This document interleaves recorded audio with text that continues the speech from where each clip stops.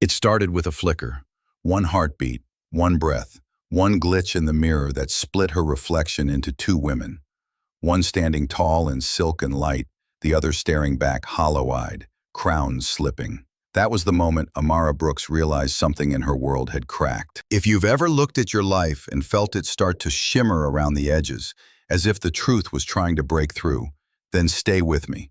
Because what happened to Amara will make you question how well you really know the person who shares your bed. And before we dive deeper, if you believe every woman deserves to rise from betrayal wearing her own crown, tap like, drop a comment, and follow this story to the end.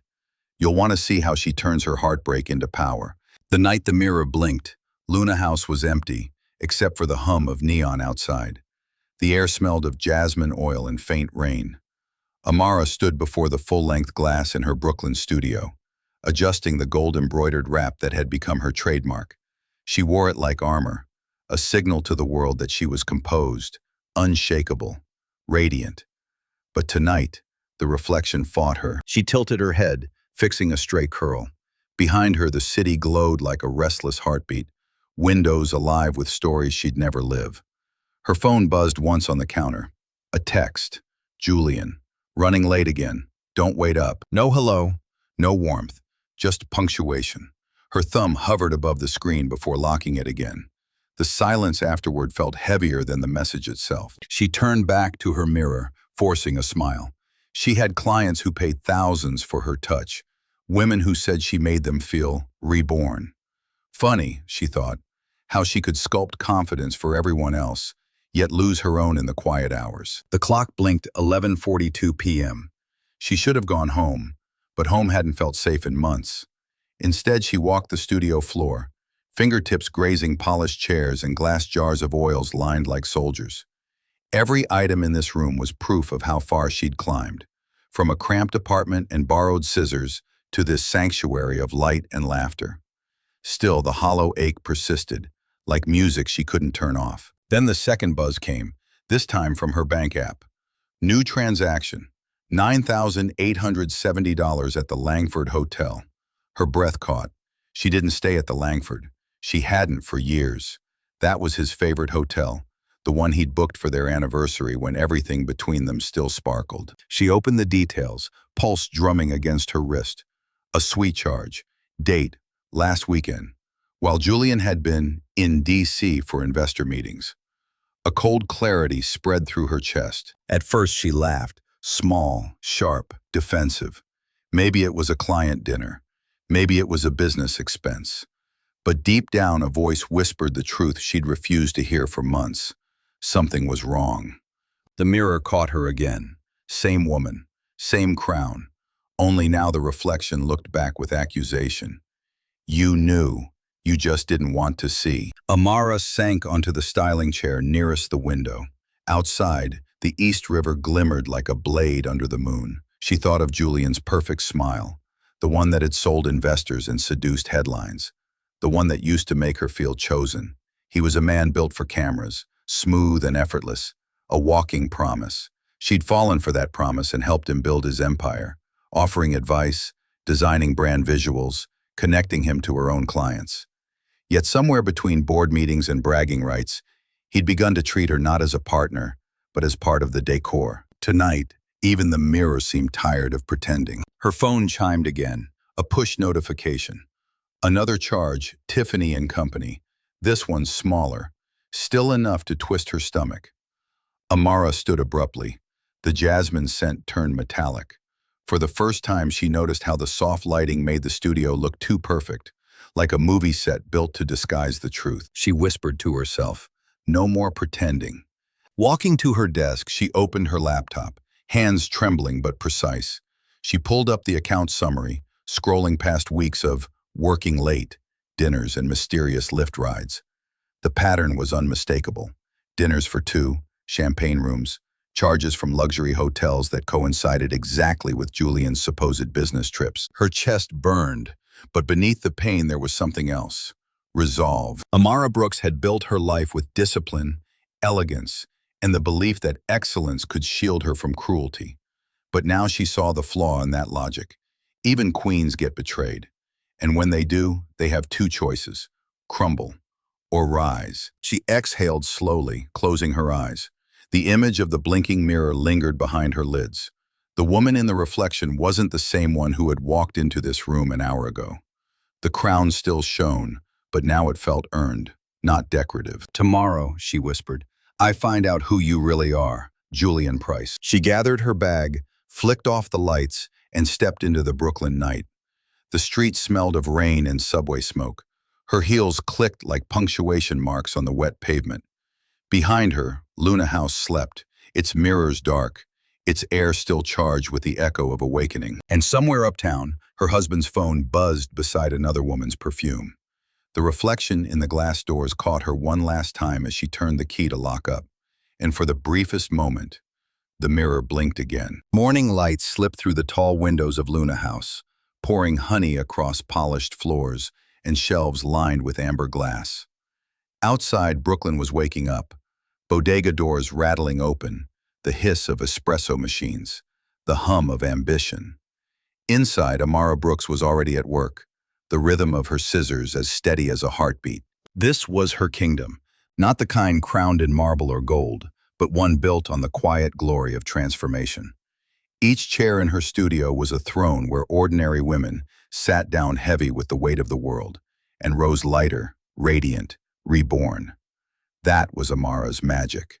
Her client said she didn't just style hair, she repaired spirits. She moved with the calm command of someone who'd fought to own every inch of her life. 10 years ago, she'd started with a folding chair and a dream.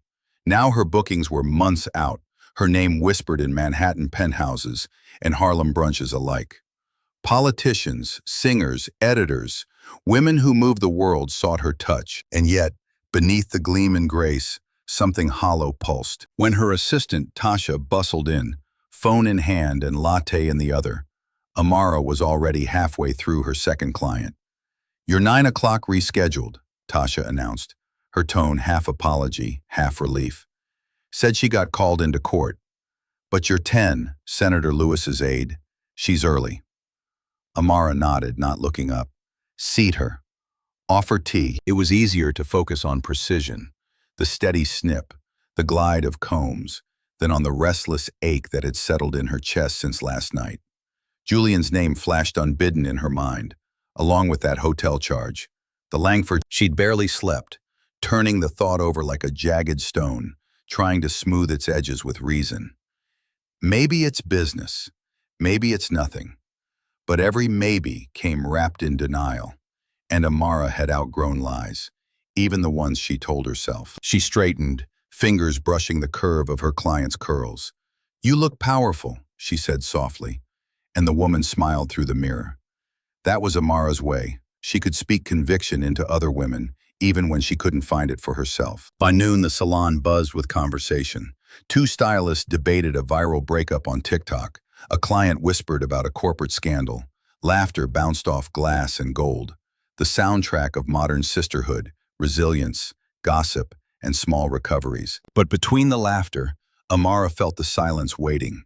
The part of her day that would come when the last blow dryer went quiet, when her hands stopped moving, and the truth she was avoiding would sit across from her like an uninvited guest. She retreated to her office during lunch, closing the door against the hum. The room was minimalist. White orchids, framed press clippings, a single photo of her and Julian from 5 years ago. She stared at it now, the way one studies a stranger. He was handsome, yes, always camera ready, but it was her own smile that startled her. Wide, unguarded, full of a joy that no longer lived in her face. A knock interrupted her thoughts. Tasha stepped in, hesitant. "Amara, you got a call. Some private number. Sounded important." Amara frowned. "Did they leave a name?" Tasha shook her head. "Said you'd know why they're calling." The moment Tasha left, the phone buzzed again. Unknown caller. Amara hesitated, then answered. "Miss Brooks?" A woman's voice, crisp and professional. "This is Detective Rowan, Financial Crimes Division. We're reviewing some suspicious activity linked to a Julian Price account. You're listed as a joint holder." Amara's grip tightened on the phone. Suspicious activity? Unusual expenditures, offshore transfers, hotel suites under secondary aliases. We'll need to confirm which transactions you authorized. Her mind reeled. I haven't authorized anything outside New York. A pause. The detective's voice softened. Then you might want to check your accounts today. Privately. When the line went dead, Amara sat frozen. The clock ticked louder than her pulse. A flush crept up her neck, part rage, part disbelief. Julian hadn't just been careless, he'd been bold. She opened her laptop, logging into the joint account. Her fingers hovered, then clicked through the statements. The evidence stared back like a confession written in numbers. Charges from Miami, San Francisco, private wine tastings, diamond purchases. Her breath trembled. "You arrogant fool," she whispered. But beneath the anger bloomed a strange calm. Betrayal, once confirmed, loses its mystery. It becomes math. Cold, exact, undeniable. When she finally stood, the mirror behind her desk caught her reflection. No tremor in her hands now. No tears. Just a woman measuring the distance between heartbreak and strategy. That afternoon, she worked like a storm contained inside silk. Every client left the chair glowing, unaware that the artist behind them was unraveling her marriage in her mind. "Girl, you're glowing today," one client teased. "What's the secret?" Amara smiled. "Pressure," she said. "It makes the diamonds shine." As the sun began to set, streaking the salon windows in gold, she gathered her purse and coat. Her phone buzzed. Another text from Julian. "Dinner tomorrow? Investors want us at the table. Smile for the photos." No apology, no explanation, just expectation. She stared at the message until it blurred. Then she typed 2 words and hit send. "Can't. Working." Walking out, she paused at the threshold of Luna House, taking in the sight one last time before the lights dimmed. Her kingdom glowed behind her, proof of everything she'd built without him, despite him. Outside, Brooklyn pulsed with noise and motion. Somewhere above the skyline, the moon rose pale and deliberate. Amara looked up, her voice low but steady. "You built your empire, Julian," she murmured. "Now watch me build mine, on the ashes of your lies." She crossed the street, head high, the evening wind tugging at her wrap like invisible applause. And for the first time in months, she didn't feel like she was pretending to be a queen. She was one. Night blurred into morning, and the soft gray light found Amara Brooks seated at her kitchen table, surrounded by papers that no longer looked like numbers but like evidence. Coffee steamed untouched beside her laptop. The city outside was alive. Buses groaned, horns blared, but inside her brownstone, there was only the quiet click of discovery. She had opened the account again, then another, and another. Every page told a story she hadn't agreed to be part of. Hotel suites, designer jewelry, consulting retreats that never appeared on Julian's calendar. He hadn't even bothered to hide it well. It was the arrogance that stunned her most, the kind of carelessness that only comes from believing you'll never be caught. For years, she had trusted him with their finances, their shared dreams, their future. She'd built her empire with precision, but he had built theirs on deceit. Her finger traced a line down one statement, stopping on a charge she'd missed before. Maison Boucheron, $4,560. Her heart sank. Jewelry again. She had never received anything from that store. So who did? The screen's glow reflected in her eyes as she opened a search tab. Her pulse steadied, movements clean and deliberate. This was no longer grief, it was investigation, the kind of calm fury that burns hotter than chaos. She matched the dates. The Boucheron purchase fell the same week as a business conference in Miami. 2 nights at the Langford Hotel, same time frame.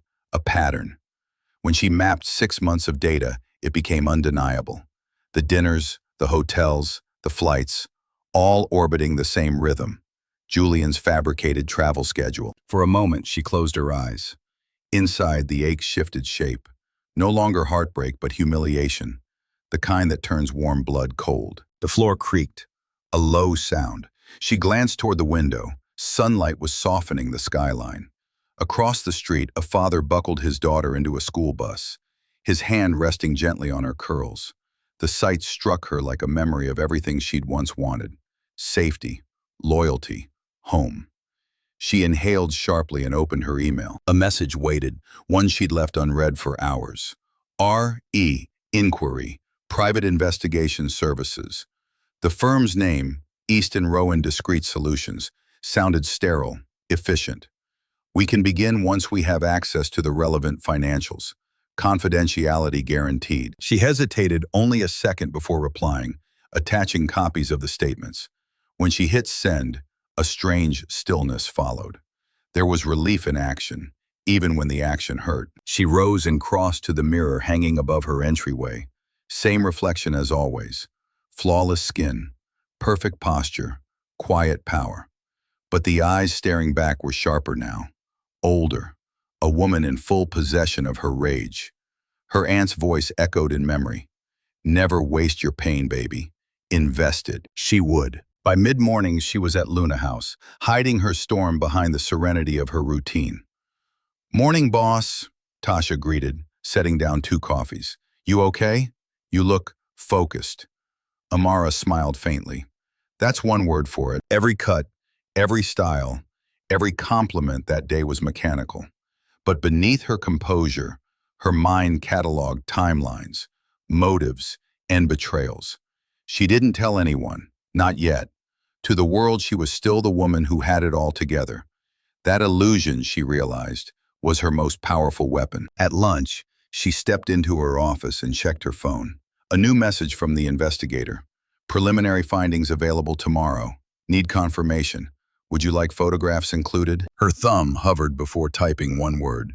Yes. She locked her phone and leaned back, eyes on the ceiling.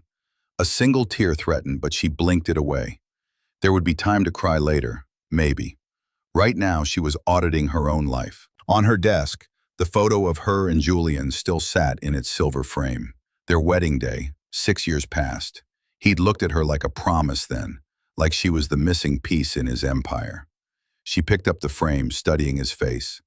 "Such a salesman," she murmured, "and I bought every word." Without hesitation, she laid the photo flat in a drawer and closed it. The sound was final, like the thud of a gavel. Outside the office, laughter spilled from the main room.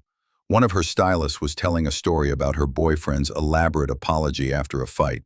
Flowers, dinner, grand gestures. Amara smiled faintly. Men apologize differently when they think you'll forgive them. When the last client left that evening, she stayed behind, poring over digital trails.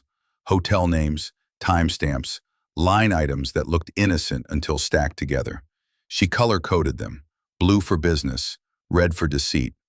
Within an hour, the page was bleeding. It was almost beautiful, the way betrayal formed patterns, like constellations. Once you saw it, you couldn't unsee it. At the top of the spreadsheet, she typed a title in bold. The Ledger. This wasn't about catching him anymore. It was about clarity.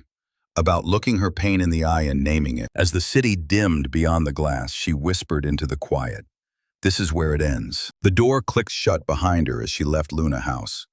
The street smelled of wet asphalt and fried food, the night humming with life. She walked with purpose, her heels echoing like punctuation marks in the dark. Tomorrow she would have proof.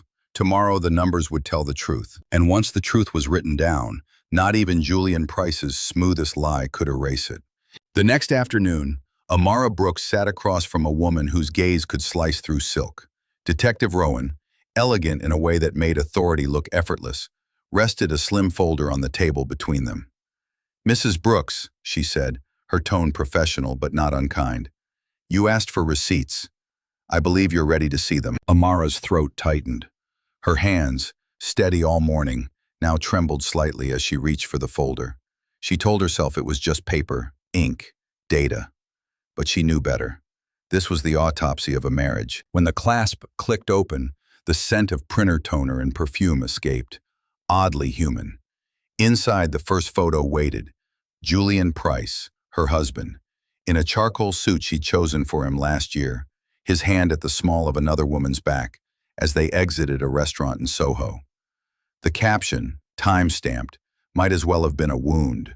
Saturday, 9:47 p.m., the night he'd told her he was catching up with investors. She flipped another page, a hotel invoice, embossed and cruelly polite.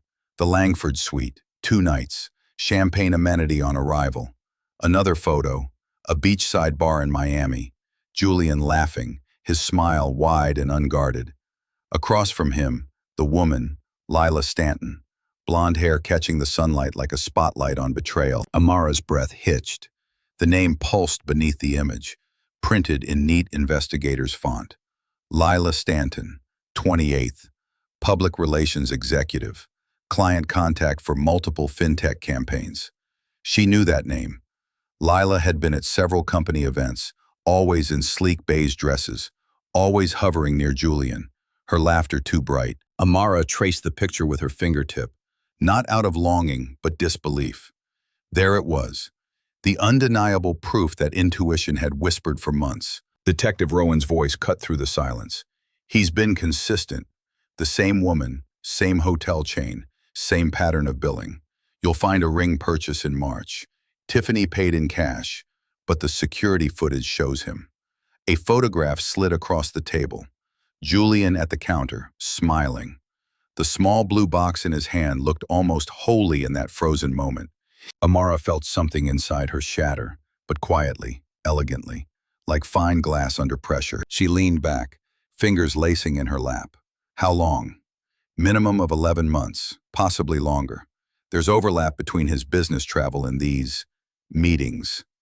The detective hesitated before adding, it's likely the relationship began before the expansion of his firm. Ms. Stanton's agency handled his image launch. The irony was brutal. While Amara had been building women's confidence at Luna House, Julian had been building a new narrative, one where she no longer fit the brand. She didn't cry.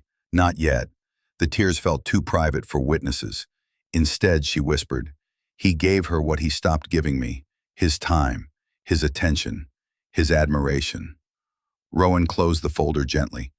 And his lies. Outside, thunder rolled across the skyline, faint but deliberate. It fit. Betrayal rarely arrived under blue skies. Later, walking home through the drizzle, Amara clutched the folder under her coat like contraband. The city blurred, lights bleeding into reflections on wet pavement. Each passing car's headlights caught the edge of her face, streaking her expression between fury and grace. At a crosswalk, she paused. A couple laughed under one umbrella, their closeness almost painful to watch. Love, she thought, was a strange mirror. It showed you who you were until it didn't. At home, she set the folder on the dining table, beside a half-finished candle. She opened it again, forcing herself to look. She cataloged each photo, each receipt, each timestamp. She made herself remember the nights she'd waited up, the mornings he'd left early, the moments she'd blamed herself for being too busy, too independent, too much. Her reflection appeared in the dark window opposite, the same woman from Luna House, but sharper now, stripped of illusions. You lied, she whispered to the empty room, but I let you.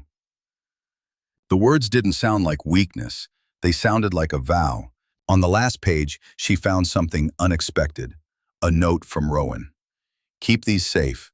They're proof, yes, but also closure. Amara closed the folder, her pulse steadying. The truth was heavy, but it was also clean. It no longer needed explaining. When her phone buzzed on the table, she didn't flinch. The screen lit up with Julian's name. She watched it ring until it stopped. Then she picked up the phone, opened her photo roll, and took a single picture of the folder. One image, one wordless record. She sent it to him without a caption. For a long minute, nothing. Then, 3 dots appeared, vanished, reappeared. Finally, a message. Can we talk? Amara exhaled through her nose, calm as a blade. She typed back, tomorrow, my office, noon. She hit send, turned off her phone, and blew out the candle. Smoke curled in the dark like the last sigh of something dying. The city outside hummed with late-night energy, but inside, silence ruled, a rare, reverent kind.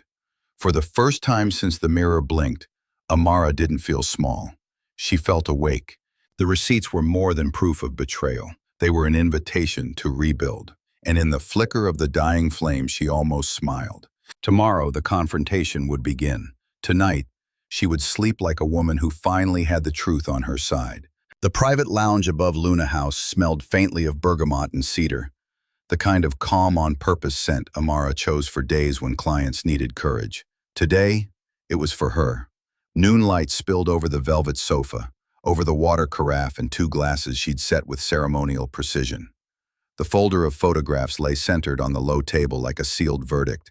Her hands were steady until they weren't. A tremor ran from wrist to fingertip. A nervous flare she willed into stillness by pressing her palms against her knees. You are not here to perform. You are here to tell the truth. She rehearsed the first sentence again, the one she'd practiced at 3 in the morning. I know. 2 words simple enough to carry a war. Downstairs, hairdryers roared like distant surf. Up here, time made a small room of itself and held its breath. Julian arrived late, wearing the apology of a man who thinks punctuality is optional when charm is available. Slate suit, navy tie, the curated dishevelment of success on speed dial. He scanned the space quickly, clocked the folder, arranged his mouth into concern. Amara, he said, soft as felt, you look tired. She didn't stand to greet him. Sit. He did, with a caution he tried to hide in the fold of his coat. You sounded urgent. I'm going to speak first. Her voice surprised her, low, even, carrying. And then you can say whatever you need to say. But you won't talk over me. A flicker crossed his face, annoyance, then diplomacy. Of course. She opened the folder and turned the first photo toward him. Julian, Soho, the hand at Lila's back. No theatrics, just the image settling between them like a third presence. I know, Amara said. I know about the hotels, the dinners, Miami, the ring. I know, and I won't be participating in the fiction anymore. He didn't look at the picture right away. He looked at her. A tactic. This, whatever this is, doesn't show the full context. She slid the next page without looking away from him. This one does. His jaw tightened. Amara, things have been complicated for a while. We've both, he gestured helplessly, benevolently, been busy, misaligned. I felt alone. The words were perfectly measured, body temperature excuses designed to carry no odor. She felt her hands begin to shake and steadied them by curling her fingers into the fabric of her dress. Do not answer the feeling with a feeling. Answer the fact with a fact. You weren't alone, she said. You were accompanied, repeatedly, expensively. He exhaled, leaned back, practiced contrition arriving on cue. I'm not denying I made mistakes. I am asking you to see how we got here. I needed support. You were always at the studio. You had your kingdom. The word landed with a soft insult. She thought of the women downstairs, of their laughter and bravery and rent to pay. A kingdom she had built brick by honest brick, while he erected a facade. I never asked you to choose between loving me and respecting my work, she said. You chose to confuse admiration with possession and intimacy with applause. He tried for the empathy pivot. I love you, Amara. I do, but I also love who I'm becoming. Lila, he stopped, calculated. Lila understands the demands. She doesn't make me feel small. There it was, the confession wrapped in self-protection. Cruelty disguised as self-actualization.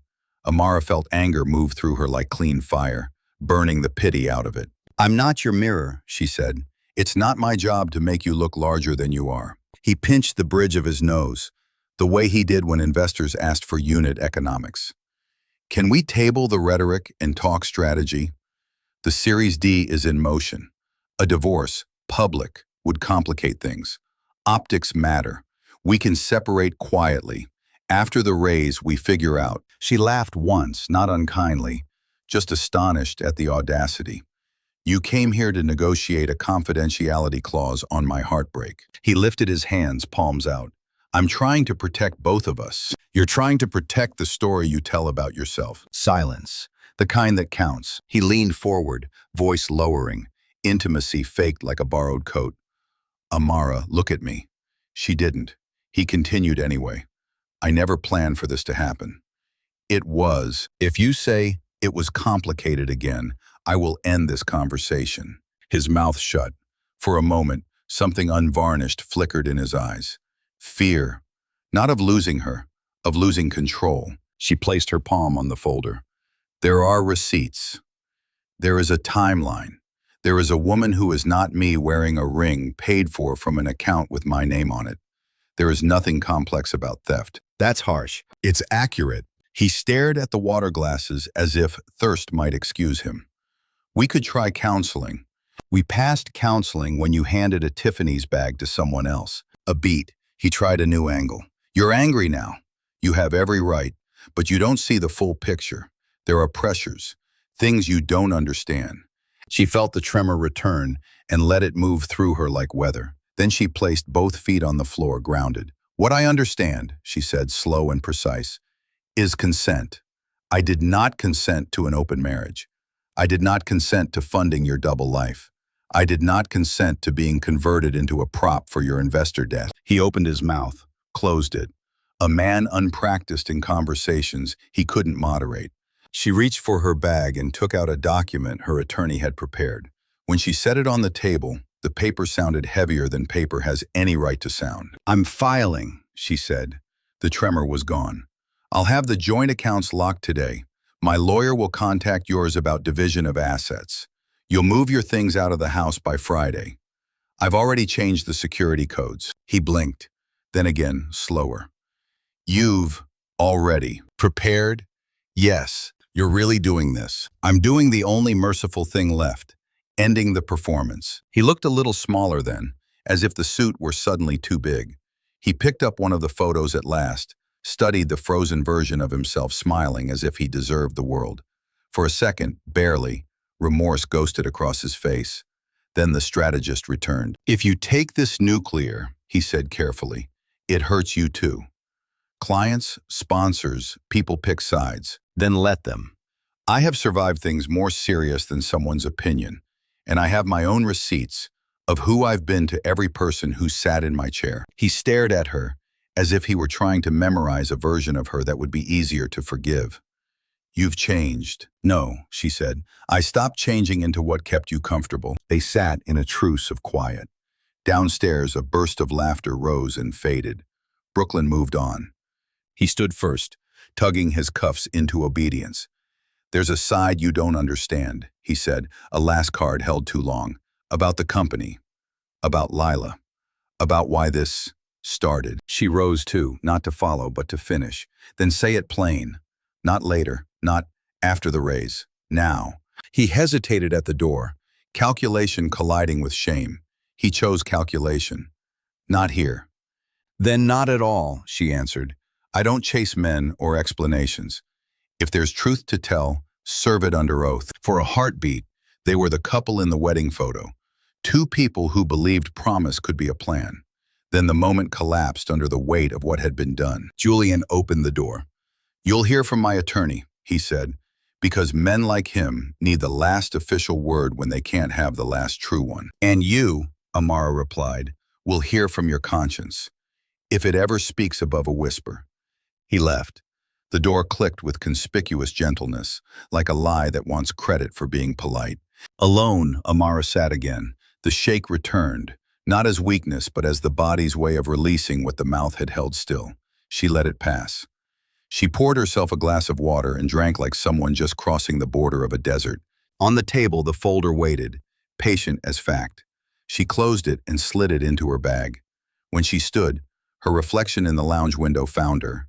Head wrap immaculate, eyes bright with something fiercer than fury. Not triumph, not yet, clarity. Julian Price had always believed movement was proof of progress. Stillness unnerved him. Silence, too. His whole life had been built on velocity, new ventures, new cities, new ideas pitched in glass towers to people who loved the shine of ambition. If he stopped, even for a breath, the noise of his own emptiness might catch up. The morning after the confrontation, the city felt like it was watching him. Every reflection, a cab window, a puddle, a storefront, offered him a version of himself he didn't want to study. He walked faster. His phone buzzed in his pocket. Missed calls, messages from his COO, an email marked urgent. He answered none of them. For once, Julian had no script. He reached the corner cafe near his office, ordered an espresso, and waited by the window. His reflection there looked composed, but inside he was still in that room with Amara. Her voice steady, her hands calm, the truth laid bare between them like a crime scene. He'd seen anger before, seen women scream, plead, negotiate, but Amara hadn't done any of that. She dismantled him quietly. Each sentence was a mirror reflecting back what he'd become. And the worst part, the unbearable part, was that she was right. He tried to summon justification. You were lonely. She was distant. You built something together, but she forgot you in the process. Those were the lines he'd rehearsed for months, the internal PR campaign that allowed him to sleep beside guilt. But after seeing her yesterday, seeing her refuse to crumble, those excuses no longer fit. They clanged like cheap metal against her steel composure. He pulled out his phone and opened Lila's text thread. Dozens of messages, hearts, jokes, private photos. A few, I miss yous. She'd written the last one 3 days ago. He hadn't answered. He stared at it now, thumb hovering. He didn't want her comfort. He wanted the illusion of control back. But that illusion had walked out of Luna House with her head high, leaving him sitting in the wreckage of his own making. Mr. Price? The barista's voice broke through. Another espresso? He nodded automatically, tossing a bill on the counter. He wasn't sure when success had started to feel like confinement. The company had grown too fast, fed by venture money and ego. He'd become a mascot for innovation, the charming face of the future, and somewhere in the applause, he'd lost the sound of his own honesty. Lila had entered like an intermission, soft voice, validation, no judgment. At first, she'd been a reprieve from performance. Later, she'd become part of the stage. He remembered the first time they'd met, a rooftop mixer. She'd quoted one of his interviews back to him, laughing in awe. "You're electric," she'd said, like someone who knows exactly where he's going. That sentence had felt like oxygen. Amara never said things like that. Amara challenged him, made him question himself, made him better. He'd mistaken discomfort for distance, critique for coldness. It was easier to run toward the woman who reflected his brilliance than the one who held him accountable for its cost. Now he was left with echoes. By noon, he was in his office overlooking the Hudson. His assistant hovered in the doorway. "Julian, press wants confirmation about the separation rumor." He glanced up, startled. "Already?" She hesitated. "Someone leaked photos of you and Miss Stanton. It's trending." For the first time, Julian didn't rush to damage control. He closed his laptop and stared at the skyline. Glass and steel, ambition made visible. It all looked so fragile suddenly, as if a single truth could make it crumble. He thought about calling Amara, just to explain, to say something like, "I never meant to hurt you."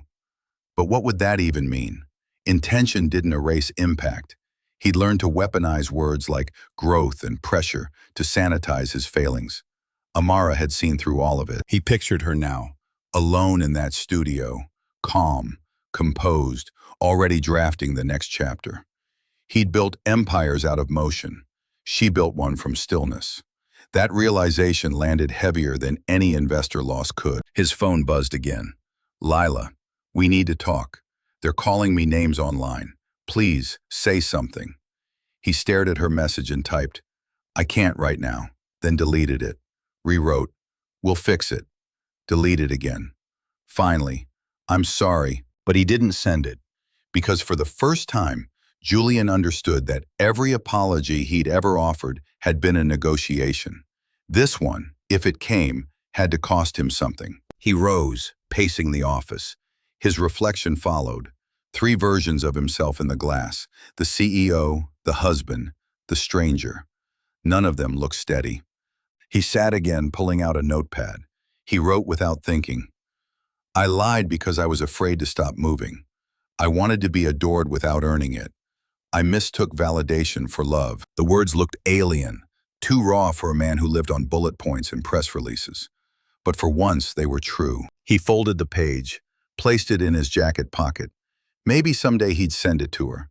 Maybe it was only meant to remind himself what stillness felt like. That evening, when the sun slipped into the Hudson and the office lights turned gold, Julian stayed behind.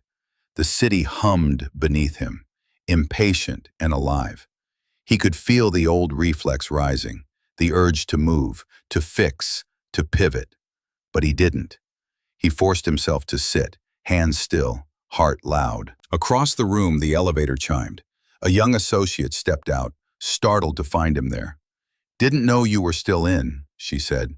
"Everyone thought you'd gone to the gala." He smiled faintly, the first honest smile in months. "Not tonight." When she left, he walked to the window again. The skyline reflected him back, tired, flawed, uncertain. But this time he didn't look away. For a man who had spent his life running toward the next victory, standing still felt like punishment, and maybe also the beginning of penance. Outside, the river kept moving. Inside, Julian finally stopped. The night after the photos surfaced, Lila Stanton sat on the edge of her bed in her pristine Chelsea apartment, a glass of untouched wine trembling in her hand. The city's noise, normally her lullaby, now felt like accusation. Sirens, horns, chatter, all demanding she explain herself. On the coffee table lay a dozen open tabs on her laptop. Headlines, rumors, comments, home wrecker, gold digger, another blonde PR leech living off stolen husbands, each phrase cut in a different way. She wanted to close the screen but couldn't. It was like watching her own character be rewritten by strangers. Julian hadn't called, not since the story broke. The last thing he'd said was, "I'll fix it." That had been 2 days ago. She should have known that fix meant silence. For men like Julian, solutions were PR strategies, not apologies. Lila set the glass down and pressed her palms to her eyes. The pressure brought no comfort. Behind her lids replayed the moment everything had cracked. The email, a single message from an anonymous sender. No subject, no text, just attachments. Receipts, hotel. At first, she hadn't believed it. Julian had told her he was divorced, that the separation was old news, paperwork delayed only by lawyer logistics. She'd even seen a draft filing once on his iPad, conveniently opened during a flight to Miami. But now she understood. She'd been the lawyer logistics, the distraction while he kept living double. Her hands shook as she reopened one of the photos she'd been sent, the same image now trending online. Julian and her, laughing in Miami, sunlight on his ring finger that still bore a band. She'd never noticed it then. Now it burned. Lila wasn't innocent, but she wasn't the monster the internet decided she was. She'd met Julian through work. Her PR firm had handled his company's product launch. He'd been magnetic, confident, brilliant, and kind. That's what had disarmed her. He listened to her ideas, remembered her favorite coffee, said things like, "You're the only one who gets it." She remembered their first weekend away, the Langford Hotel. The irony wasn't lost on her now. The same place that exposed him had been where she'd fallen hardest. Julian had told her then, "You make me feel seen." And she, a woman raised in rooms where affection was earned through achievement, had mistaken that for love. The laptop chimed. A new email. Subject, statement draft. From Julian. Her heart lurched. She clicked. "Lila, PR team wants us to align messaging.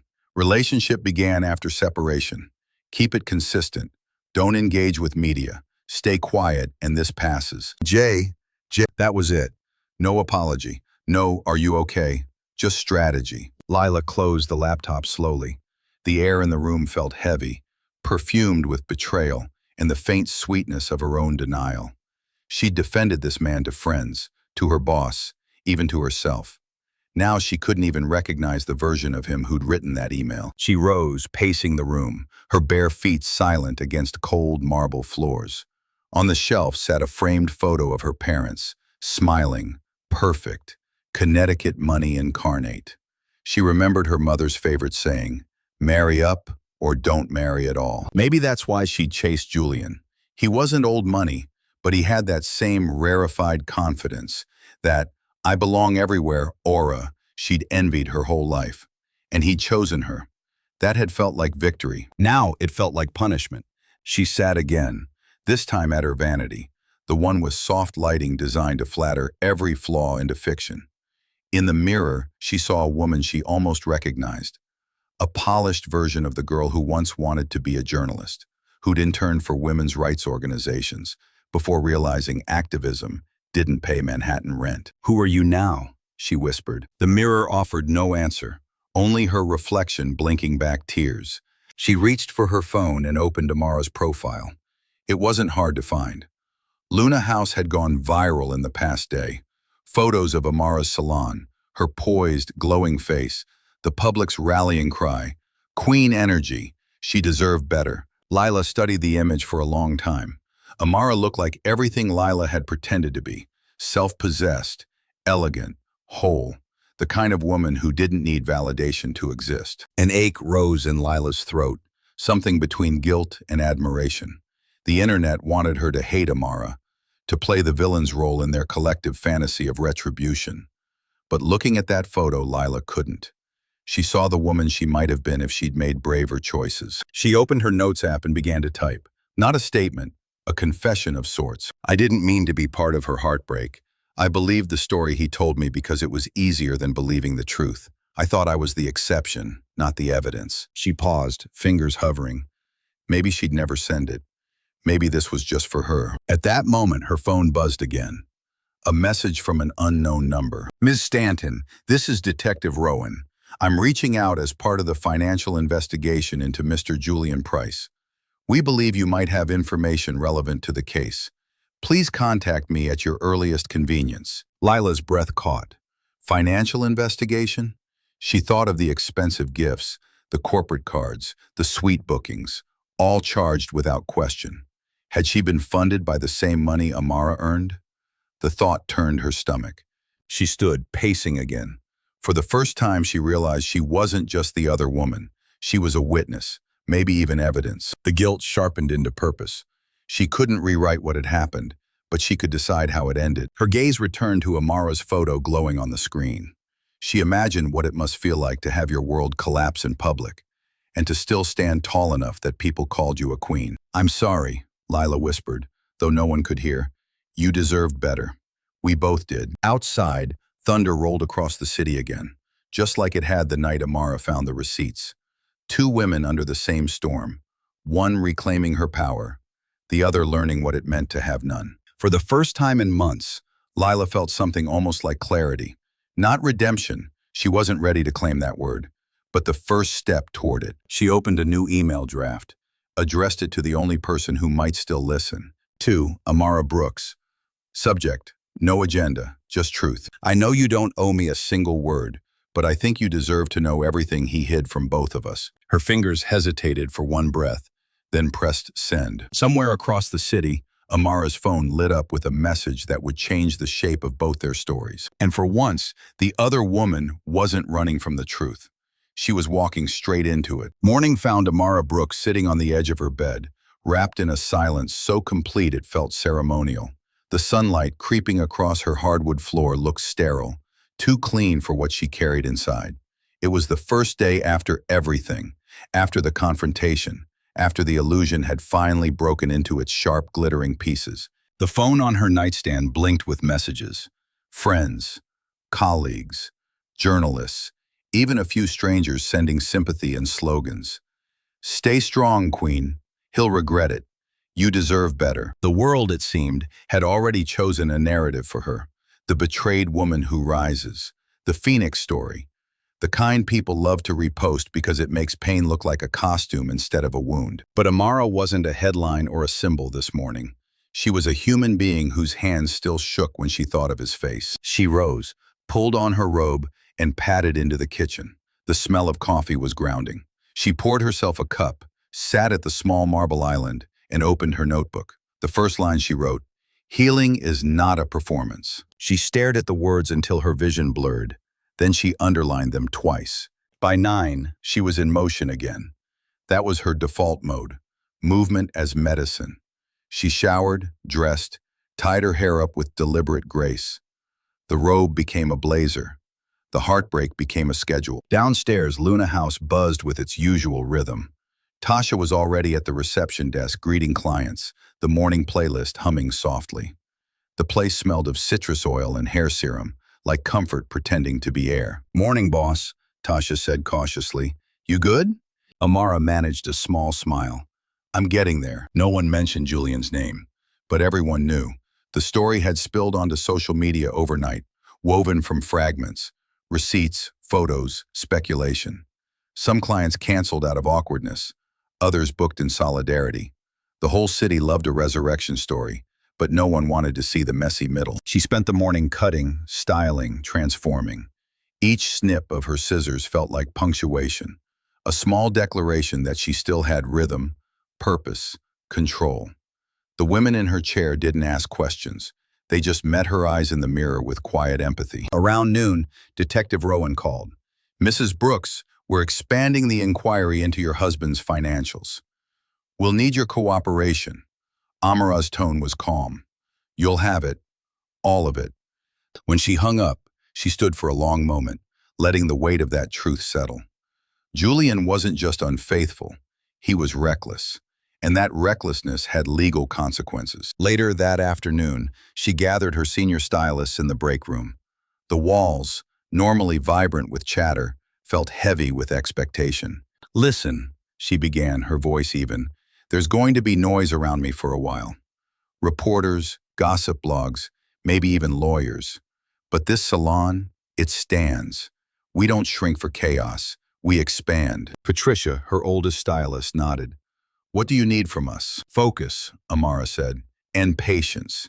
We're going to use this moment, not hide from it." That night, she launched something she'd been dreaming about for years. Queen Hours, a weekly workshop series at Luna House for women rebuilding their lives after loss, divorce, or betrayal. Not pity groups, power labs, sessions on financial literacy, self-care, and boundaries. The first class filled in 2 hours. The following week, as women gathered in her studio, Amara stood at the front wearing all white, no makeup except gloss, her hair free. "Pain," she said, "isn't the end of your story.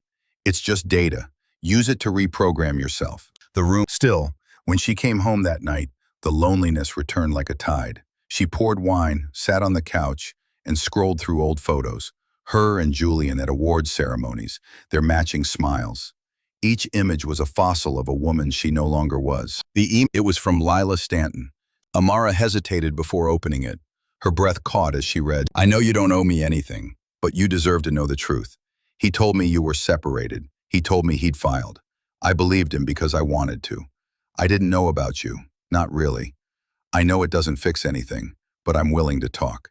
I have records, messages, dates. You should have them." Amara stared at the screen, the words flickering between disbelief and recognition.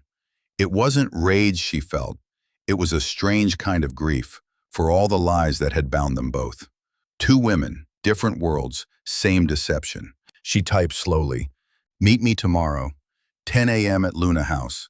I don't promise forgiveness, but I won't hide from truth." When she hit send, she felt the faintest release, like a knot beginning to loosen. Later, she stepped into her bathroom and faced the mirror. The same mirror that once reflected her unraveling, now held a woman reassembling herself piece by piece. Her aunt's words drifted back. "Never waste your pain, baby. Invest it." She whispered to her reflection, "I am." Outside, Brooklyn glowed under rain-slick streets, the world still turning, indifferent yet full of possibility. Inside, Amara began drafting her new protocols, rules for her second act. No shrinking to fit love, no apologies for ambition, no silence where truth belongs. She taped the list to her vanity mirror. When the next morning came, Amara walked through the salon doors just as the first rays hit the glass. She was no longer simply surviving. She was designing. The past had left her fractured, yes, but fractures, she realized, were where the light got in. And she intended to shine through every one of them. The first time Amara Brooks met Evan Hale, it wasn't in a boardroom or a gallery, or any place where people pretended not to care. It was in a quiet corner of a downtown workshop filled with the low hum of polishing wheels and the faint shimmer of dust that looked almost holy in the sunlight. He was standing over a workbench, head bowed, a jeweler's loupe pressed to one eye. The moment felt intimate, almost intrusive, like she was catching a prayer mid-sentence. Evan didn't notice her right away. He moved with the patience of someone who knew that beauty required silence. The table around him was scattered with fragments of earth, rough stones, uncut diamonds, tiny flecks of brilliance trapped inside imperfections. Amara cleared her throat. "Mr. Hale?" He straightened, lowering the magnifier, and turned toward her. For a second, she forgot what she'd meant to say. His eyes were pale, a winter shade of blue that saw too much yet judged nothing. He smiled, slow and real. "You must be Miss Brooks." The handshake that followed was firm, warm, unhurried. His palms bore faint scratches, the kind of scars that came from creation, not destruction. "Thank you for meeting me," she said. "I'm here about the stone." "Yes." He gestured toward a velvet pouch on the table. "Your diamond." He opened it carefully, as if unveiling a secret. The gem tumbled into the light, raw, cloudy, jagged along its edges. Not beautiful yet, but promising.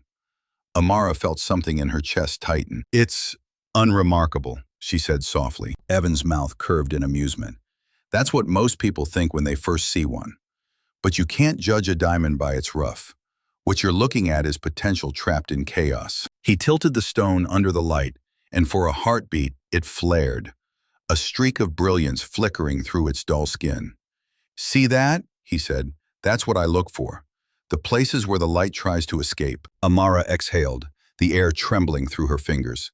Something about his tone, half technical, half reverent, pulled at her. "How do you decide what to cut away?" she asked. He smiled faintly. "You listen to it. Every stone has a story. The wrong cut ruins it. The right one releases it." The words landed inside her like truth disguised as metaphor. She thought of her own story, the pieces she'd carved away to survive, the lies she'd severed to let herself breathe again. Evan turned the gem in his palm. "This one's rare," he said. "It has a twin flame, 2 cores instead of 1. That's difficult. You can't rush it. Pressure made it, but pressure can also break it if you're careless." She met his gaze, steady now. "Then go slow. I want to see what it becomes." Their eyes held for a moment longer than politeness required. In that silence, something invisible shifted. A quiet recognition between two people who understood what it meant to rebuild from fragments. Later, as she walked back into the noise of the city, Amara felt the faintest pull in her chest. She told herself it was just fascination, with his craft, with the poetry of his words. But deep down, she knew better. There had been warmth in Evan's presence, not the performative charm she'd endured from Julian, but something quieter, gravity without pretense. That night she dreamt of light, of hands carving through darkness, shaping brilliance from ruin. A week passed before she saw him again. This time he came to Luna House. His arrival turned every head, not because he was loud or commanding, but because his calm seemed to rearrange the air. He carried a small black case, and when he opened it, the raw diamond lay inside. Still uncut but cleaner now, its surfaces washed of dust. "I've mapped its internal lines," Evan said. "The fractures tell me where not to touch." Amara leaned closer. "That sounds like life advice." He chuckled softly. "Maybe it is. You'd be surprised how many people try to force a stone to be what it's not." She met his gaze. "Or a woman." The smile faded from his mouth, replaced by understanding. "You're right," he said quietly, "and they lose something precious every time." For a moment, neither spoke. The sound of blow dryers and laughter filled the distance between them. Evan studied her workspace, the warmth, the energy, the easy way women walked in and out feeling transformed. "You build light here," he said. "I cut it." Different crafts, same purpose. Something about that sentence stayed with her long after he left. Days turned into weeks.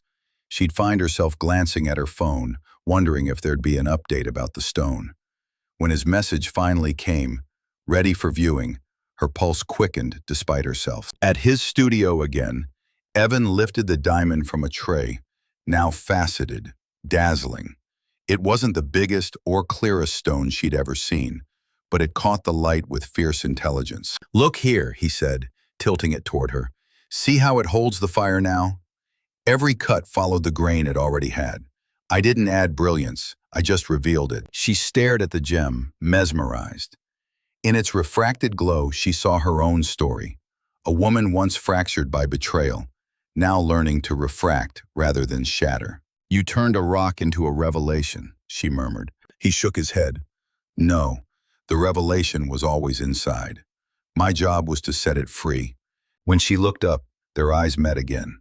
There was no seduction in his expression, just a quiet awe, the kind people reserve for sacred things. For the first time since her world had fallen apart, Amara didn't feel broken. She felt luminous. Evan carefully placed the gem in her hand. It was warm from his touch.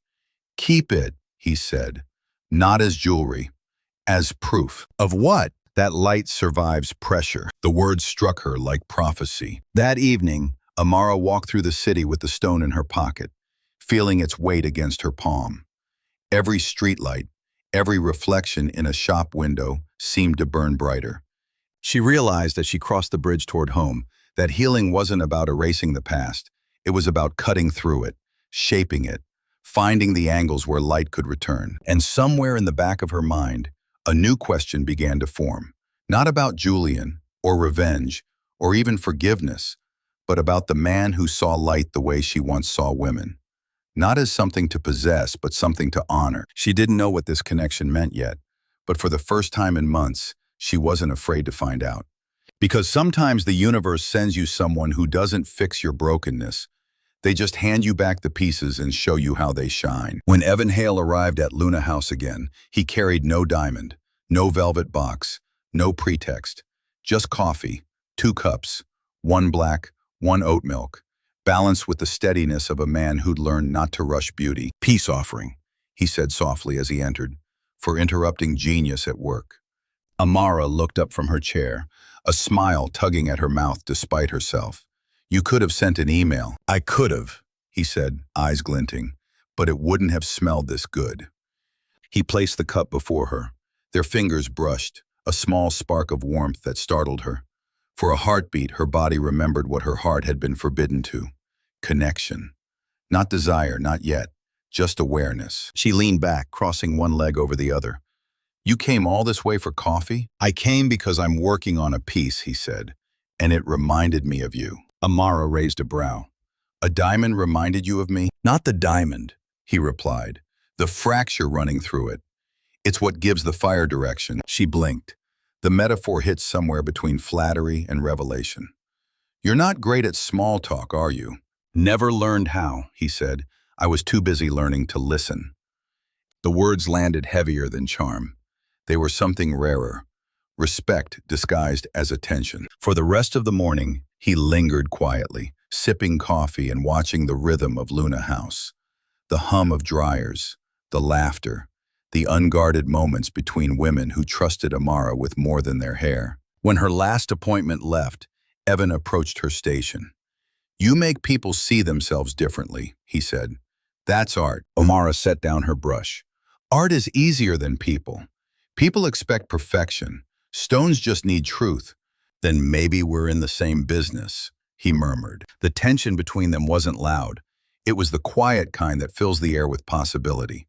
Still, Amara pulled back slightly, instinct wrapping itself around her like armor. "I'm not ready," she said. Evan nodded. "Good. I'm not here to rush you." Something in his tone, firm but patient, disarmed her. It wasn't pursuit. It was presence. That evening, she found herself replaying their conversation while locking up the salon. She wasn't used to men like him. Julian had always been movement and noise, a whirlwind of ambition that swept her along until she forgot her own pulse. Evan, by contrast, felt like still water, steady, reflective, impossible to drown in unless you chose to dive. And that scared her. The next morning, she called him. "If we're going to see each other," she said, "we need rules." He chuckled softly. "Rules. Okay. Boundaries," she corrected. "Clear ones. I'm not interested in being rescued. I'm not looking for distraction. And I don't want anything that starts fast and burns out faster." There was a pause. "You sound like someone who's learned the hard way." "I am," she said simply. "Then I'll meet you where you are," he replied, "even if that's behind a fence." Something in her chest loosened. It wasn't a confession, but it was an agreement. A week later, they met again, neutral ground this time, a small cafe near Prospect Park. It was late afternoon, sunlight pouring through green glass bottles on the windowsill, scattering emerald light over their table. Amara arrived in a navy dress, hair pinned high. She looked like peace in motion. Evan, in a rolled-sleeve shirt and quiet smile, looked like someone who didn't need to fill silence to feel significant. They talked about art, loss, memory, about what it means to rebuild without pretending the past never happened. "I used to think love was about blending lives," she said, stirring her tea. "Now I think it's about alignment. Two separate lights pointing in the same direction." He nodded slowly. "That's how you cut a diamond. Two angles meeting at the right point, or the fire dies." Their eyes met, the air between them soft but electric. Amara felt the warmth of his gaze, not consuming but steadying, the kind that didn't claim, only acknowledged. Evan reached for his cup, his fingers brushing hers again. This time, neither pulled away. "Tell me about your boundaries," he said quietly. She smiled faintly. "You first." He thought for a moment. "I don't lie," he said. "Not because I'm virtuous, but because I've seen what dishonesty does to light. It clouds everything. I also don't chase what isn't choosing me." Amara nodded, intrigued. "And when something does choose you, then I protect it," he said simply. "I learn its shape. I give it time." Something in her chest fluttered. Hope or warning, she couldn't tell. When she finally spoke, her voice was soft but sure. "I'm learning to be my own home first. If you're here, it's as a guest, not an architect." He smiled. "Then I'll take off my shoes and tread lightly." It wasn't flirtation. It was understanding dressed as poetry. Over the next few weeks, their connection unfolded not in declarations, but in gestures. He'd bring her lunch on long workdays. She'd stop by his studio to watch him polish a new gem, fascinated by how he coaxed fire out of stone. He never crossed the lines she drew, and somehow that restraint became its own kind of intimacy, proof that he saw her not as broken, but as someone still in the process of cutting her own brilliance. One evening, after closing time, Amara lingered in his studio while he worked. The city glowed beyond the windows, 1,000 fractured lights dancing in the glass. "Do you ever get tired of working with pressure?" she asked. Evan looked up, his hands steady over the loop. "Pressure doesn't scare me. It's silence that does. Pressure makes diamonds. Silence hides the cracks." Amara exhaled, a slow, trembling laugh. "Then maybe I'm learning to make peace with both." He met her gaze, and in that glance, there was no urgency, just two people orbiting the same truth, that healing could be romantic too, when done without expectation. Later, when she left, he didn't kiss her. He just touched her wrist gently, his thumb tracing the pulse beneath her skin. "Take your time," he murmured. And she believed him. That night, alone in her apartment, Amara lay awake staring at the ceiling. Her world was still uncertain. Julian's scandal growing, the investigation deepening. But for the first time, the chaos outside didn't dictate the rhythm inside. Somewhere in the city, a man was cutting light, teaching her that love could be patient, deliberate, and real. And as she closed her eyes, she realized that sometimes the softest beginnings carry the strongest promise. Because when you finally meet someone who respects your boundaries, you stop bracing for impact and start learning how to breathe again. By the time spring unfurled across Brooklyn, Amara Brooks had learned how to move through her new life without flinching. Her days were filled with rhythm again. The hum of blow dryers, the scent of lemongrass oils, the click of her heels on polished floors. Her nights were quieter, sometimes threaded with Evan's voice on the phone, steady as rain. But peace, she'd learned, wasn't a permanent state. It was a borrowed hour before the next storm, and that storm arrived on a Thursday. It began with a single email, subject line, inquiry, Hale Atelier collaboration proposal. Evan's company had been approached by Price Innovations, Julian's firm, for a bespoke diamond line celebrating modern love. The irony was so sharp it almost made her laugh. Julian, who'd treated love like a performance metric, now wanted to package it as luxury branding. When Amara told Evan, his expression didn't change, but she felt the current shift in the air. "I didn't know it was his company," he said simply. "The proposal came through an agency." "You're not considering it," she said, more question than statement. He met her gaze evenly. "No, my ethics matter more than any contract, but I need to decline it properly. Face to face." Her jaw tightened. "He'll twist it. He always does." Evan nodded. "Then I'll make sure he can't." There was something in his calm that unsettled her. Not because she doubted him, but because she wasn't used to someone handling conflict without turning it into spectacle. That afternoon, Amara's phone vibrated again, an unfamiliar number, An unfamiliar name. "Ms. Brooks?" a voice said. "This is Lila Stanton." Amara froze, the air thinning. "I know who you are." "I know you do," Lila said softly. "I wouldn't have called if it weren't important." "We need to talk, in person." Amara hesitated, instincts screaming no. But beneath that, something else. A quiet pull toward closure. "Where?" "Your salon. Tomorrow morning, before it opens." When the line went dead, Amara sat for a long moment, watching dust float in the sunlight.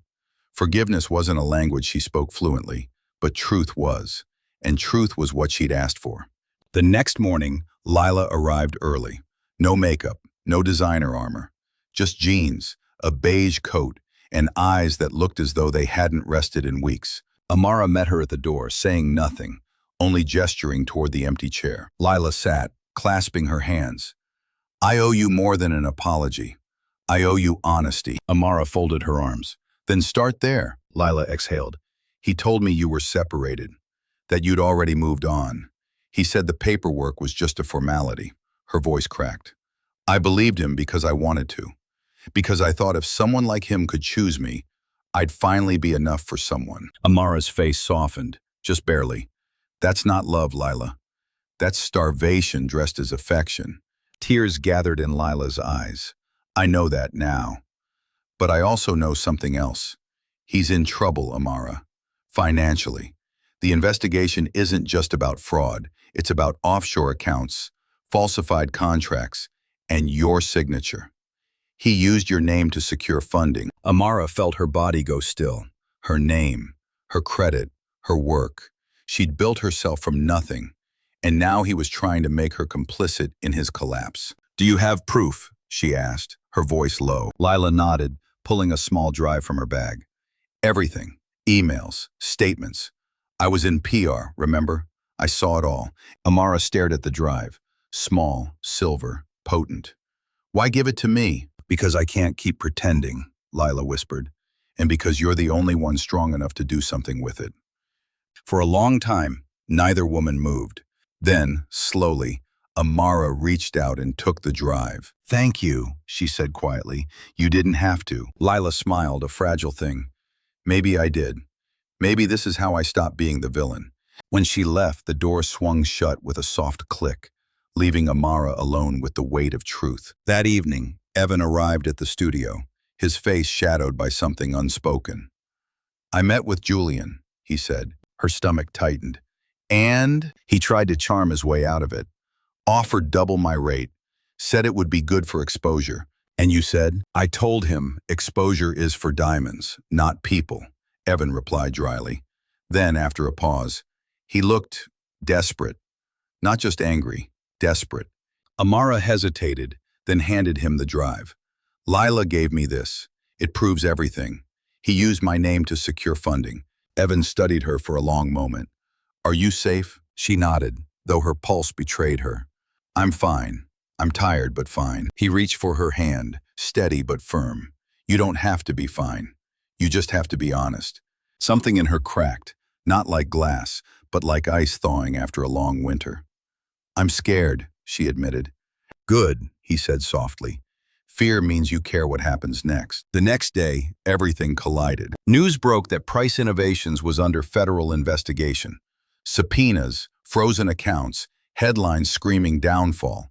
Reporters swarmed outside Luna House, their cameras hungry for a reaction. Inside, Amara gathered her staff. "We stay focused," she said. "This isn't our scandal. It's his shadow. We just keep walking toward the light." Still, her phone buzzed all day. Lawyers, journalists, old friends suddenly rediscovering empathy. And then a final message from Julian himself. "Amara, we need to talk. You don't understand what's coming. I can fix this, please." She stared at the screen until the words blurred, then deleted the message without replying. That night, she sat on her balcony, the city spread below like a constellation of tiny battles. Evan joined her quietly, setting down 2 glasses of wine. "Feels like the universe is folding in on itself," she murmured. He looked out at the skyline. "Sometimes things have to collapse before they align." She turned toward him.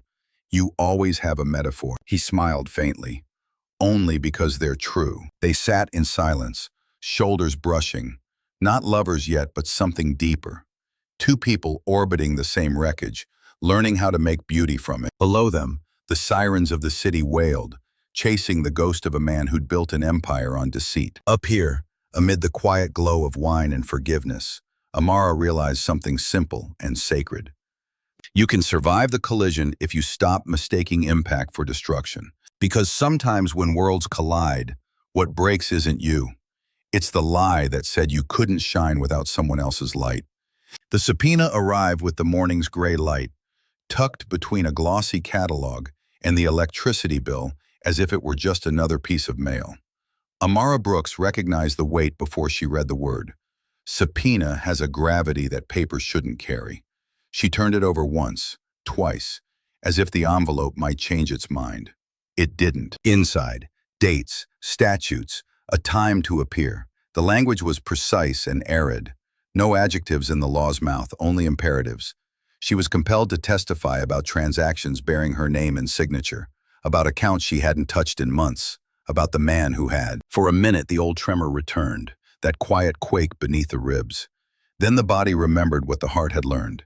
She steadied herself against the counter, set the pages down beside the coffee, and breathed, not like a woman bracing for impact, but like someone about to lift something heavy the right way. Outside, Brooklyn rubbed sleep from its eyes. Inside, Amara put on a blazer, the color of storm steel, and tied her hair with a strip of indigo cloth.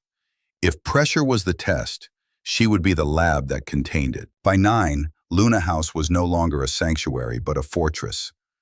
Cameras clustered on the sidewalk, their lenses tilting toward the door as if they could climb inside. A producer's voice cut through the buzz. "We just want to comment." Strangers posted opinions like verdicts. Fans posted psalms in her defense. The web had decided what she meant to them. Symbol, slogan, sermon. She stepped through the glass like sea through a breakwater. Tasha met her with a look equal parts fury and devotion. "You say the word," she whispered, "and I build a moat." "No moats," Amara said gently. "Bridges, but they need tolls." She posted the schedule, reassured clients, assigned a staffer to run interference with reporters. Then she went into her office, shut the door, and laid the subpoena on the desk like a patient on a table. She underlined what mattered. She highlighted what didn't. When her attorney called, they talked in nouns and verbs. Discovery, authentication, chronology. Emotion would have its hour later. Right now, she needed sentences that could stand in court. At noon, the room that had once seen so many soft miracles became a war college. The first queen hour of the scandal was standing room only. Women with notebooks, women with bandages you couldn't see. On the whiteboard, she wrote, "Reputation triage," and beneath it, 3 rules. Tell the truth you can prove. Don't answer questions that weren't asked. Document everything. Pain feels like fog. Paper is weather. She spoke not as a headline, but as a witness to her own life. She told them how to freeze their credit, how to request bank images of signatures, how to send a spoliation letter so evidence couldn't accidentally vanish. She offered scripts for the relatives who ask for tea but thirst for gossip. In a world that rewards spectacle, she gave them procedures. A woman in the back raised her hand. "What do you do?" she asked.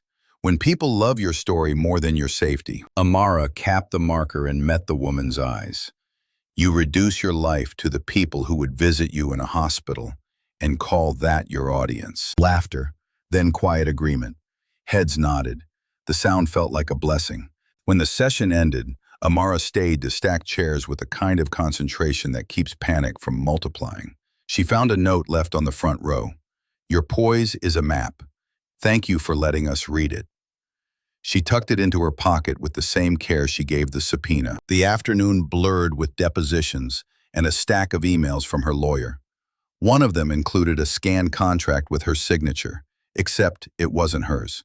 It was close, a talented forgery that would have fooled anyone who didn't know how her hand curved the B, or how she never crossed her A with a bar. She zoomed in until the pixels admitted their crime. "False light," her attorney said over the phone. "They'll try to claim implied consent. We won't let them." A message pinged from Detective Rowan. "Your testimony can corroborate the timeline established by Ms. Stanton's files." Amara stared at the words. Lila's files. The other woman's receipts, now a scaffolding around Amara's truth. The irony would have cut once. Now it felt like a stitch pulling skin together. By early evening, Evan appeared with a takeout bag and the steadiness of a man who refuses to add to the noise.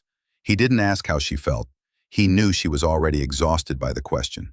He set the food down, reached for her hand, and watched her face the way gem cutters watch light, attentive, reverent, unafraid. "They subpoenaed me," she said, more fact than confession. "Good," he answered.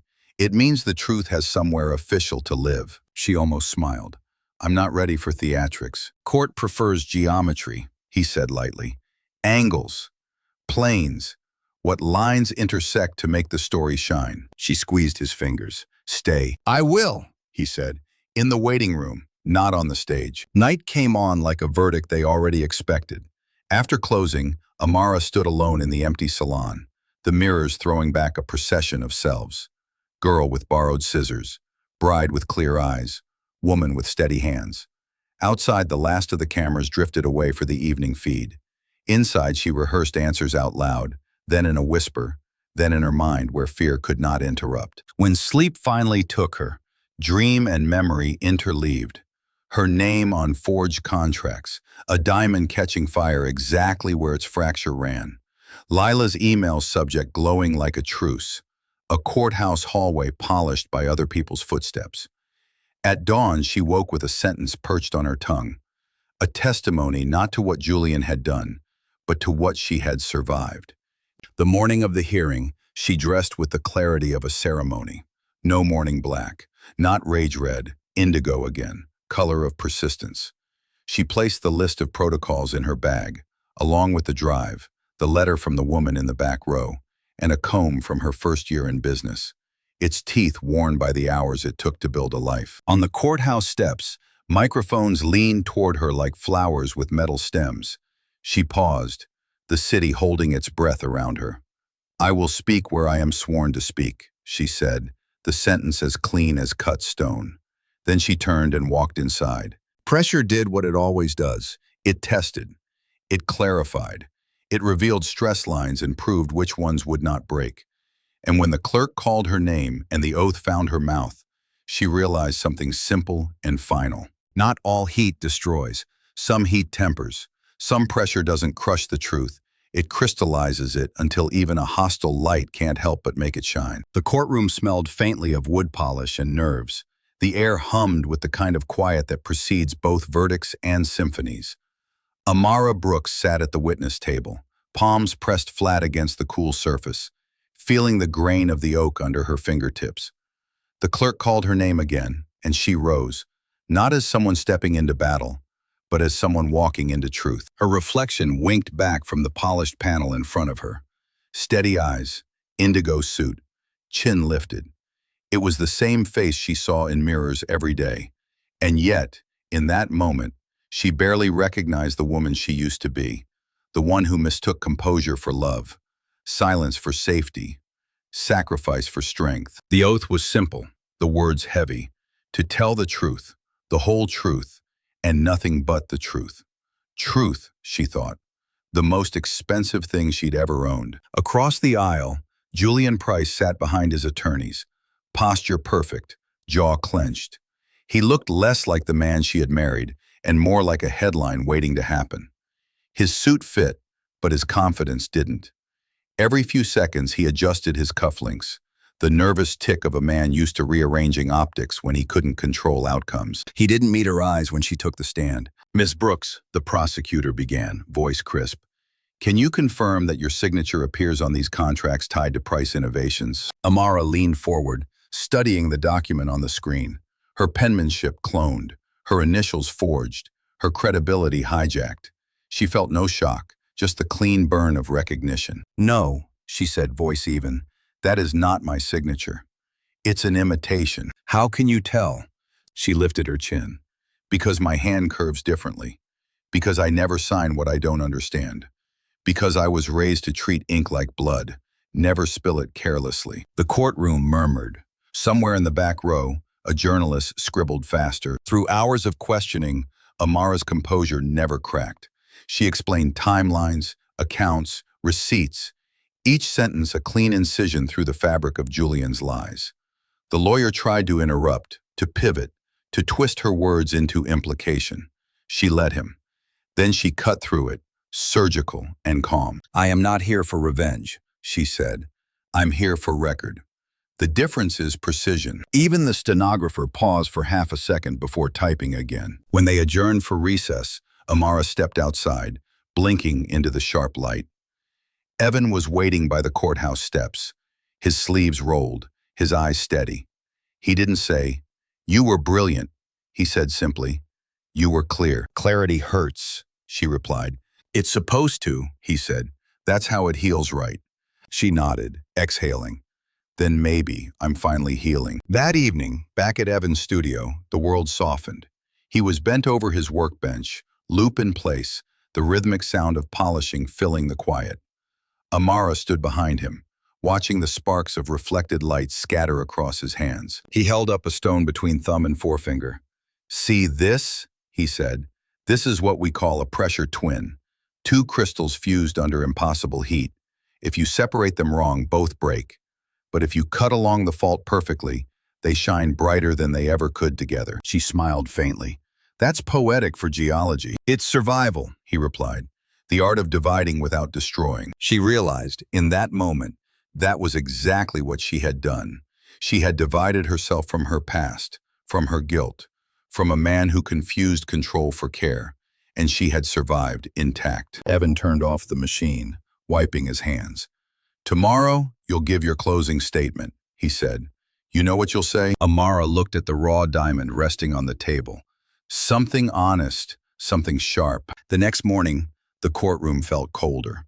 Julian's lawyer went first, his arguments polished and hollow, all corporate damage control wrapped in jargon, oversight, miscommunication, unfortunate clerical errors, words built to sound neutral while dripping with evasion. Then it was Amara's turn. She stood, the room stilling around her.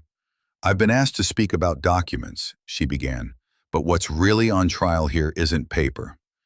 It's trust. And the signature isn't just mine.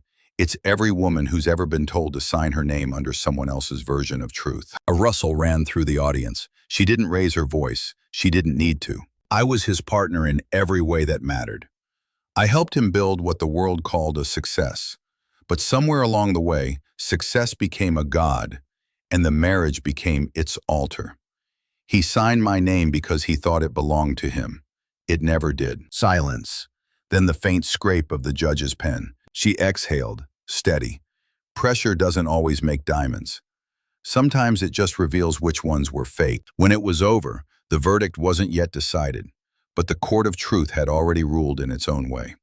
As Amara walked out, reporters called her name. Microphones tilted forward. Flashbulbs stung the air. She didn't stop. She didn't smile. She simply walked into the sunlight as if it belonged to her again. Evan was waiting across the street, leaning against a railing, the same calm gravity in his eyes. He held out a small box, plain black velvet. "For you," he said. Inside was the diamond she'd given him months ago, now cut, flawless, alive with fire. "I thought you were keeping it for yourself," she whispered. He shook his head. "I only held it until it was ready to be seen." Amara studied the gem, its clean edges catching the light in perfect symmetry. Every facet was deliberate, every reflection a memory of heat and precision. She closed the box gently. "You didn't just cut a stone," she said. "You mirrored a life." He smiled. "Then let's call it what it is, a masterpiece made under pressure." That night, she placed the diamond on her dresser beside the court notice, the notes from her queen hours, and the photograph she hadn't been able to throw away. Her and Julian, frozen in happier ignorance.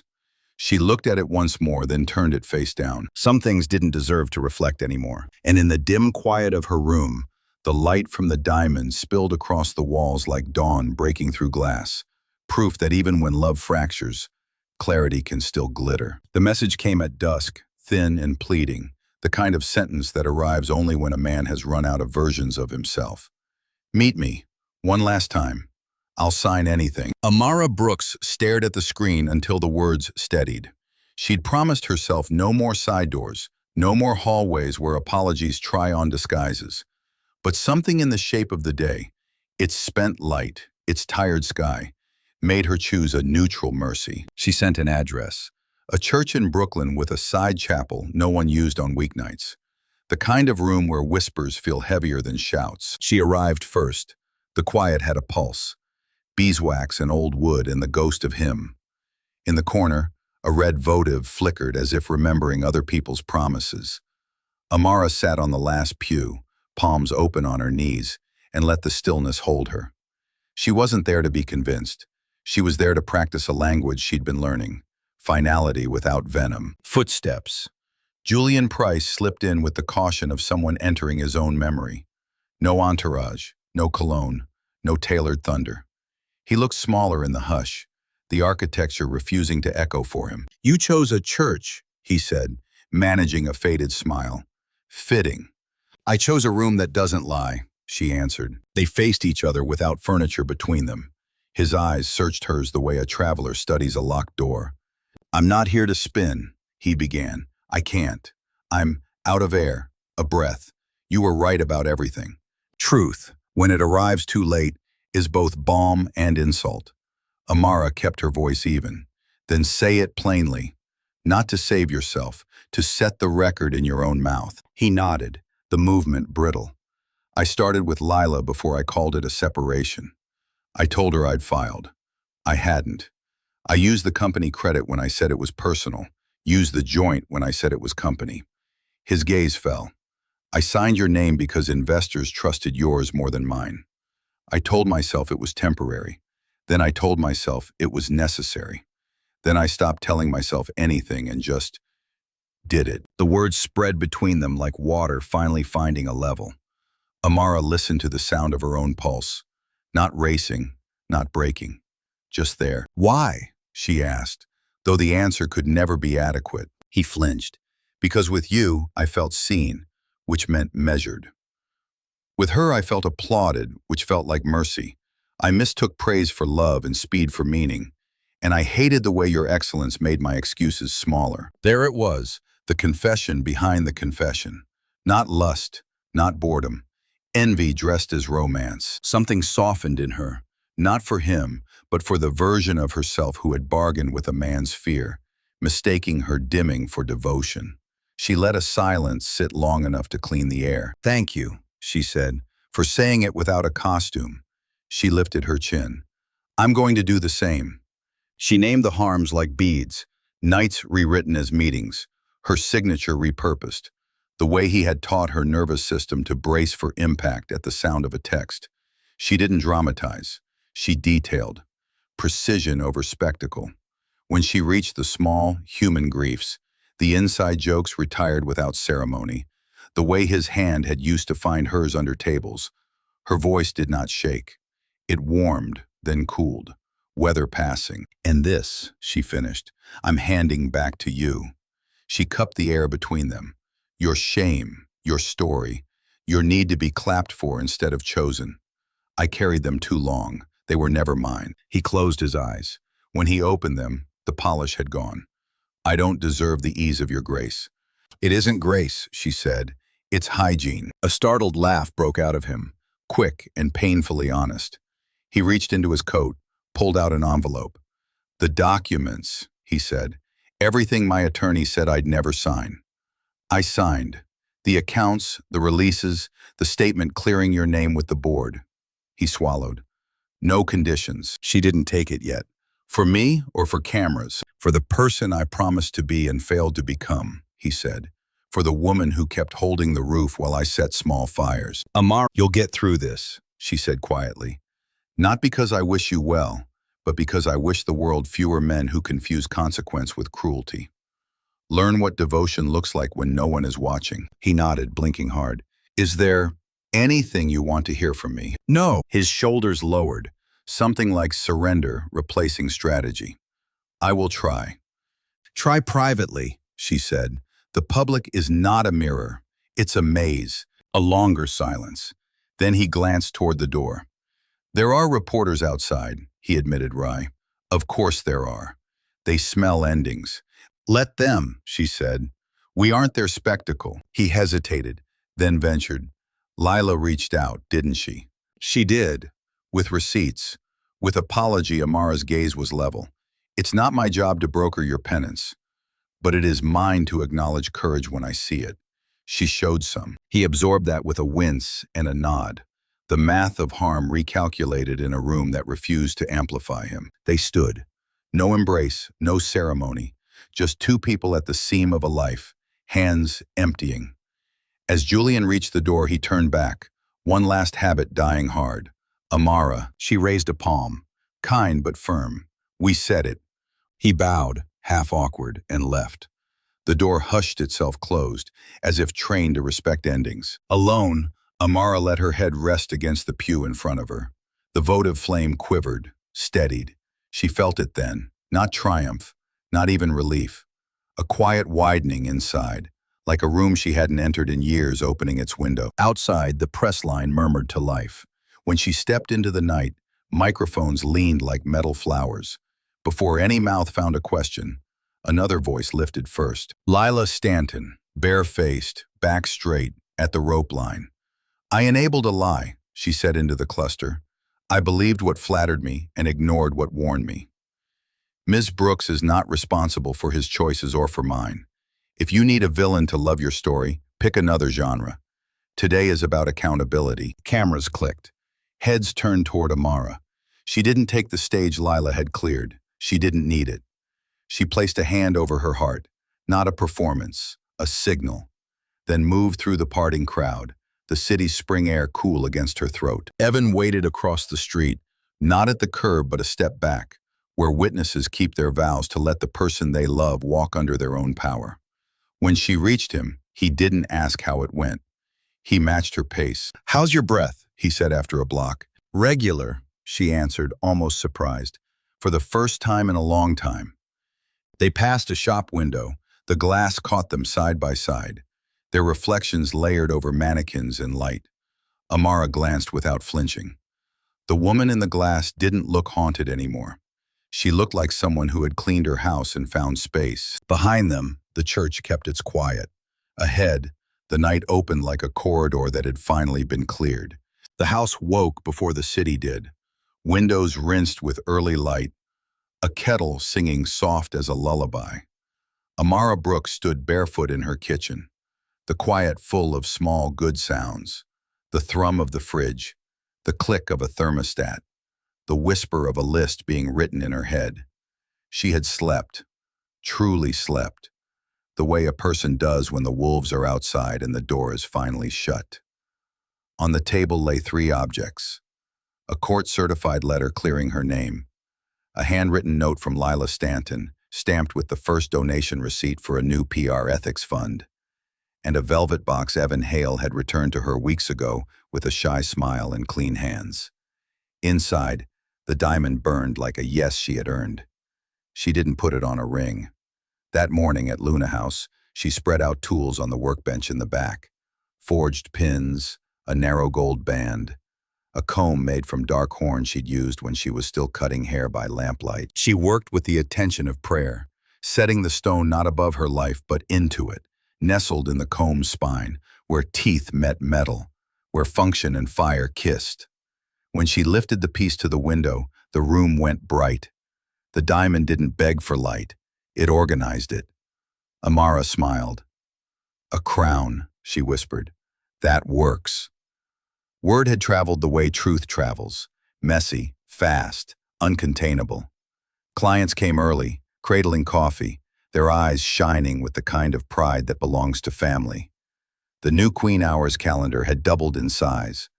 Credit clinics, contract literacy, boundary rehearsals, a workshop taught by a judge who wore red lipstick and said, "Objection," like a lullaby.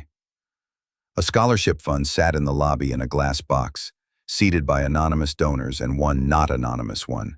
J. Price, wire memo, restitution. He would do his reckoning elsewhere.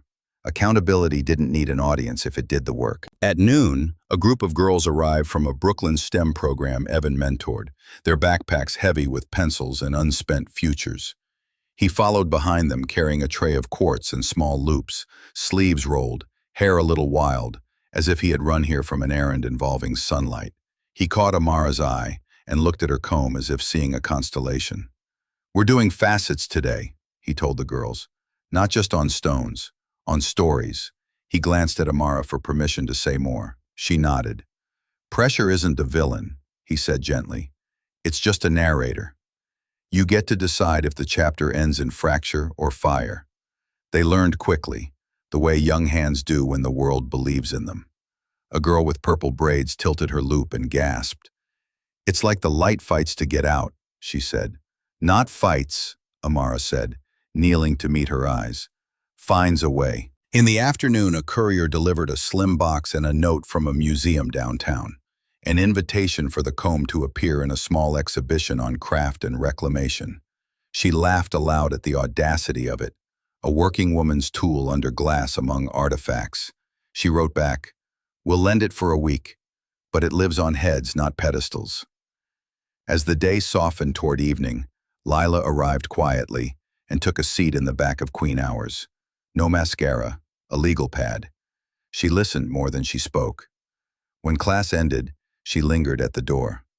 "I'm building something," she said, voice steady. "Media literacy for girls who think the internet is a mirror. If you'll host us, I'll bring them here." "Bring them," Amara said, and meant it. Redemption wasn't a headline. It was a calendar invite you kept showing up for. On Friday, the investigation issued a press release with verbs that sounded like closure. The news cycle tried to hand Amara a microphone shaped like vengeance. She declined, shaped her mouth around smaller words that hold better. "I'm working. We're hiring. Here's the syllabus." Saturday came with lilacs on the stoop and a line around the block for the Luna House block clinic. Free trims, resume headshots, referrals to pro bono attorneys, a pot of rice and peas steaming in the alley like the promise of enough. The congresswoman's aide passed out flyers next to the high school dance captain, and an auntie who'd brought a folding chair to supervise the kindness. A woman who had been silent for months finally told her story at the mic, voice shaking, then smoothing. Applause rose like weather. When the sun sagged low and the last broom traced the floor, Amara retreated to the back room. She wrapped her head with deliberate hands, slid the comb into the fabric at the nape, and felt the weight settle. A small gravity that didn't bow her neck but taught it how to align. Evan stood at the doorway, not entering until she tipped her chin. "I kept thinking the right man would place a crown on me," she said, smiling at her own old lesson. "Turns out, I had to build one that could hold while my hands were busy." He stepped closer, not to possess the moment, but to witness it. "That's the difference between display and design," he said. "Display says, 'Look at me.' Design says, 'Use me.'" They walked home under a sky punched with early stars. She told him about the exhibit. He told her about a stone that refused every cut until he stopped asking it to be round. On their block, neighbors waved, the casual allegiance of people who knew both your triumphs and your trash day. Inside, with the night leaning warm against the windows, Amara placed the comb on her dresser beside a small tray of ordinary things. Keys, a Metro card, a receipt for 200 plates of catered food. She thought of the girl with the loop, of Lila's legal pad, of Julian's wire memo without commentary. She thought of the versions of herself who had waited, who had bent, who had learned to breathe in shallow rooms. "Any regrets?" Evan asked, the question soft enough to put down if she didn't want to pick it up. She considered. The past unspooled not as ache but as architecture, the beams she kept, the walls she knocked down, the windows she added because light is a tenant that always pays on time. "No," she said finally, "not about the truth. It's the only thing that fits forever." He nodded, then lifted the comb, held it to the lamp. The room broke into prisms on the walls, small countries of color overlapping like a future big enough for more than one good thing at a time. She laughed, surprised by Joy's old fluency. "You know," she said, "when I was little my aunt would say, 'Baby, stop waiting for the crown. Practice wearing it.' I thought she meant pageants. She meant paperwork, rent, boundaries, joy, work that lasts." "And now?" he asked. "Now I know a crown isn't a circle," Amara said, sliding the comb back into her wrap. "It's a discipline. Outside, someone cheered at a game on TV. A siren wandered past, then lost interest. The kettle whispered again. The world, unimpressed by miracles, kept spinning, which felt like its own miracle. This is how the story ends and begins. Not with trumpets, but with tools. Not with a rescue, but with a roster. Not with a ring, but with a comb that holds. A woman who learned to cut her losses and keep her light. A city that gave her sidewalk and sky. A man who brought steady hands, then kept them open. If this journey gave you a piece of your own crown, if a line, a choice, or a flame found you when you needed it, share this story with someone building in the dark. Tap like so the next woman who needs this finds it. Tell me in the comments which facet of Amara's path you're polishing now. And follow for the